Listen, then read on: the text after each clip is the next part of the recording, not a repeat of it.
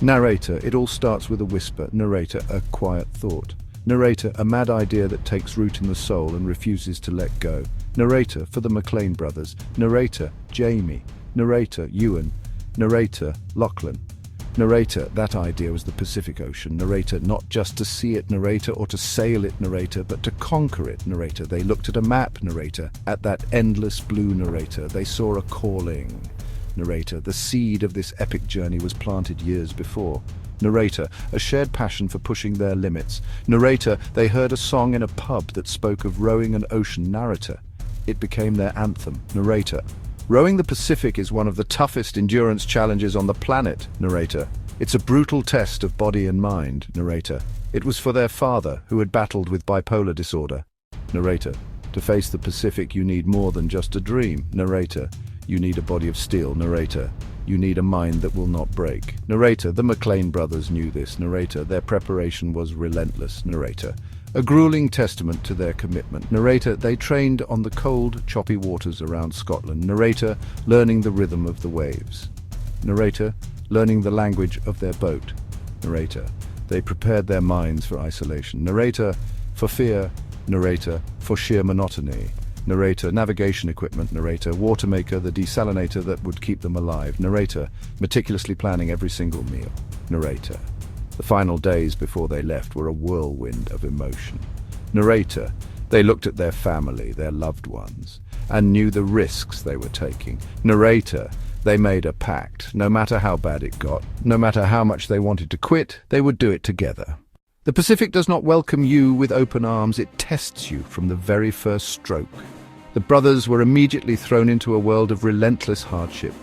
Their life became a brutal repeating cycle, 2 hours of rowing, 2 hours of rest around the clock. Their hands became raw, blistered and infected. Every muscle ached with a deep, burning fatigue that never went away. Salt sores gnawed at their skin. Then came the storms. The Neverest was tossed about like a toy. Inside their tiny cabin, the world was a chaotic mess of noise and violent motion. In these moments, all they could do was hold on, trust their boat and trust each other. One brother steering others, providing ballast. Their lives depending on coordination and courage.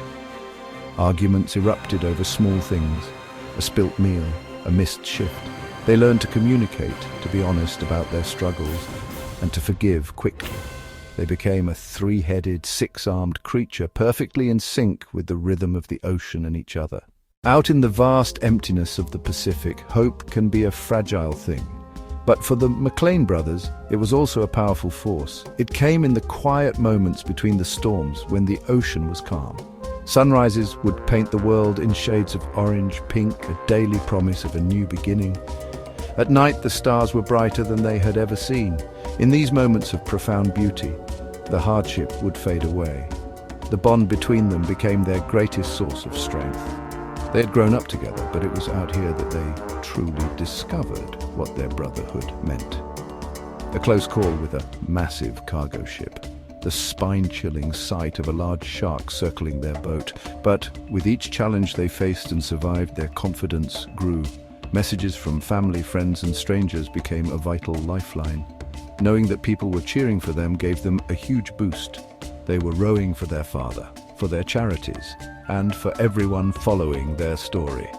This sense of purpose turned their suffering into a meaningful sacrifice, giving them the strength to push harder and row faster.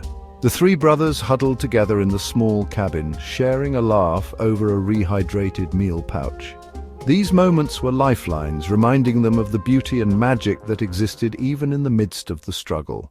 As the days turned into weeks, something remarkable began to happen. The brothers, now hardened by the ordeal and working in perfect harmony, started to pick up speed. They were no longer just surviving the Pacific, they were racing across it. They found a rhythm. The dot on their GPS tracker began to move faster and faster across the map. They were in the zone, a state of pure focus and physical output. The final push was the hardest of all. They were utterly exhausted, their bodies screaming for rest. but the finish line was in sight. They rode with everything they had left, emptying the tank completely. They broke the world record for the fastest trio to ever row the Pacific, smashing the previous time by an astonishing margin. Arriving in Hawaii was a surreal experience. Stepping onto solid ground for the first time in 35 days felt strange, almost alien. They were greeted by their family in a wave of emotion, tears, hugs, overwhelming relief. They were world record holders, but the real prize wasn't the certificate or the title. It was the unbreakable bond they had forged in the crucible of the Pacific. The legacy of their journey extends far beyond the record books. They showed the world what is possible with courage, resilience, and the power of human connection.